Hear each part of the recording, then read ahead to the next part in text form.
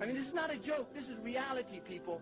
There are people that want to keep you asleep. If they don't use the drugs of white powder, they'll use the drug of television, they'll use the drug of their mass media, they'll use all these drugs, but they're going to keep you asleep because they fear the day that you wake up. That's what they fear. And you should be very well aware of that. Because Allah subhanahu wa ta'ala told us this in the Quran. لِيُرِيَ فَرْعَوْنُ وَهَمَانَ وَجُنُودُهُمَا مَا كَانَ مِنْهُمْ يَحْضَرُونَ. To show Fir'aun, all these political tyrants, and to show Haman all these multinational economic, political, economic powers that are literally subjugating, humiliating, stealing the minerals and resources of Muslims and human beings all over the world in order for them to play golf on the weekends. And then you have Junudahuma, those like the Pentagon and all these powerful militaries that go around tyrannizing people and humiliating people, bombing innocent civilians, gassing human beings. We had Kurdish human beings that were gassed. Be aware of that, people. Kurdish human beings living in villages, mothers with their babies gassed by these people. This is how they feel about human beings. This is how they feel about it. Those gas bombs weren't made in those countries. They're made by the same people that bring good things to life. I mean, it's not a joke. This is reality, people. This is reality. And if you don't like it, go back to sleep. But this is reality. You're all adults and you better start just being aware of what kind of world we're living in and what we have to do to make some changes. Because the changes aren't going to come around if we just keep sleeping along, dozing along, putting on the snooze button. Because the alarm clock keeps going off. Allah has given us enough warnings and we just sit around. But Allah says that He promises to show Fir'aun, Haman, and his armies what they were fearing from these people. You see, when the day that they wake up, the day that they say we're not going to take any more. I mean, this is what has to happen. But if we stay in this state of just taking in all these things and believing all the lies and going on as if nothing's going to get better and change, Muslims, we don't despair. Muslims are not people of despair. This is not our deen. We're people of hope.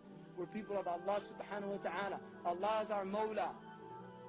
Allah is our Mawla, and we should be aware, La hawla wa la quwwata illa billah. There is no strength and no power except by Allah subhanahu wa ta'ala. I mean, this is it. This is reality.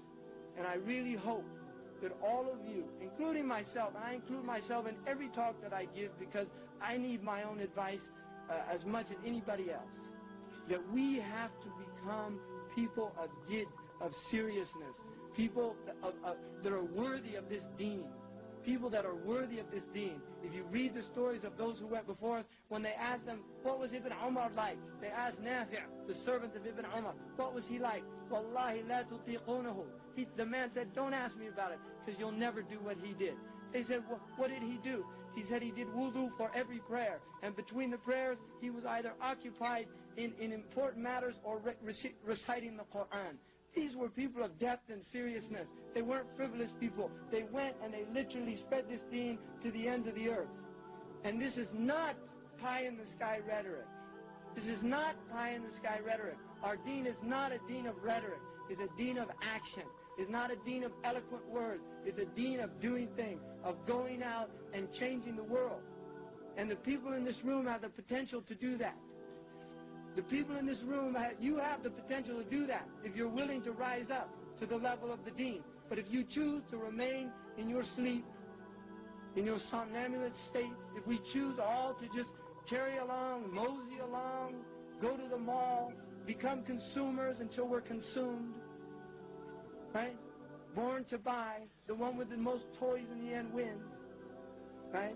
He still dies, right? The toys don't go with you. And we're not people of play. We're not people of play. Quran says that Allah didn't create this world as a play and a pastime.